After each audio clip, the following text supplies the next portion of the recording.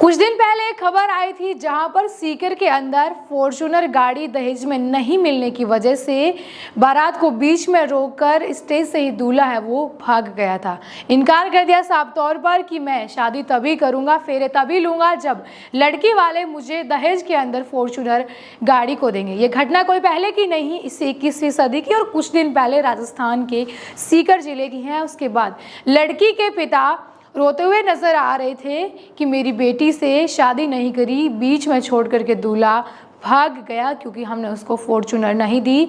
मेरी हैसियत इतनी नहीं है कि मैं उसको फॉर्च्यूनर दहेज के अंदर दे पाता।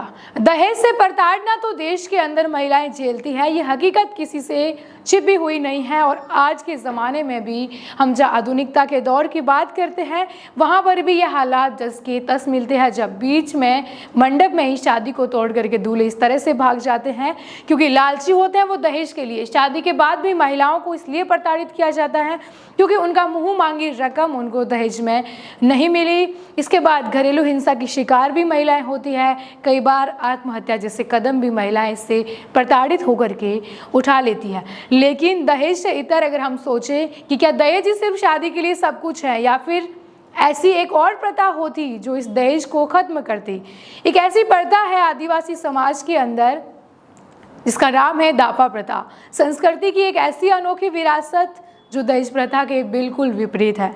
ये प्रथा आदिवासी समाज में लैंगिक समानता, सामुदायिक सहयोग को बढ़ावा देती है। ये प्रथा आदिवासी समुदायों में प्रचलित है और वैवाहिक संबंधों को मजबूत करती है क्योंकि दहेज प्रताड़ना से जब किसी महिला को प्रताड़ित किया जाता है तो उसके वैवाहिक संबंध भी कमज़ोर पड़ जाते हैं। राजस्थान के आदिवासी समुदाय में ये दापा प्रथा विशिष्ट संस्कृति, एक रीति रिवाज है जो विवाह समारोह के दौरान देखी जाती है। ये प्रथा दहेज प्रथा के विपरीत तो है ही, लेकिन एक समानता का उदाहरण भी देती है कि लड़की बोझ नहीं है, यानी कि लड़की के पिता को ये सोचने की बिल्कुल भी टेंशन नहीं है कि वो दहेज में क्या देंगे क्योंकि उनको बिल्कुल भी दहेज देना नहीं है। यहाँ पर दहेज देगा दूल्हा पक्ष। एक शुल्क होता है, एक टैक्स कहते हैं जिसे उस आदिवासी समुदाय में प्रचलित है।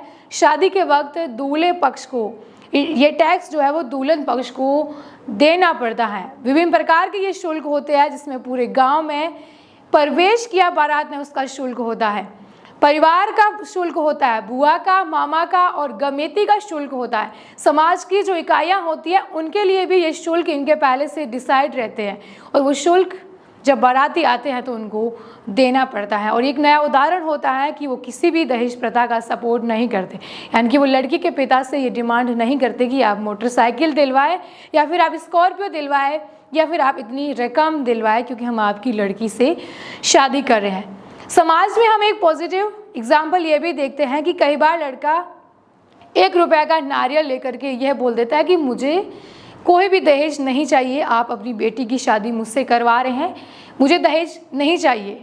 ये एक अच्छा उदाहरण तो पेश करते हैं, लेकिन बात सिर्फ अनएजुकेटेड लोग की नहीं है। बहुत सारे पढ़े लिखे शिक्षित वर्ग के लोग भी चंद पैसों के लालच में इस दहेज की लालचा भी रखते हैं। लेकिन दापा प्रथा आदिवासी समाज की एक ऐसी विरासत है या कह सकते हैं कि ऐसी संस्कृति है जो इन सब चीज़ों के सामने ये मिसाल पेश करती है कि किस तरह से बिना दहेज दिए आप समानता का प्रतीक, ये लैंगिक समानता की बात भी कर सकते हैं। और साथ ही जो बहुत समझते हैं लड़कियों को, क्योंकि पुराने ज़माने से भी अगर हो कि दहेज का नाम है तो सीधी सी बात है, अगर किसी लड़की की शादी करनी है तो परिवार उसको बोझ समझने लग जाता है क्योंकि बड़ी होगी तो शादी के समय दहेज देना पड़ेगा। इसलिए कई बार लड़कियों के जन्म को होना भी शुभ नहीं माना जाता है कि इतने पैसे कहाँ से लाएंगे, या फिर एक मजबूर बाप जब रोता है कि मंडप छोड़ करके दूल्हा भाग गया तो वो क्या करे।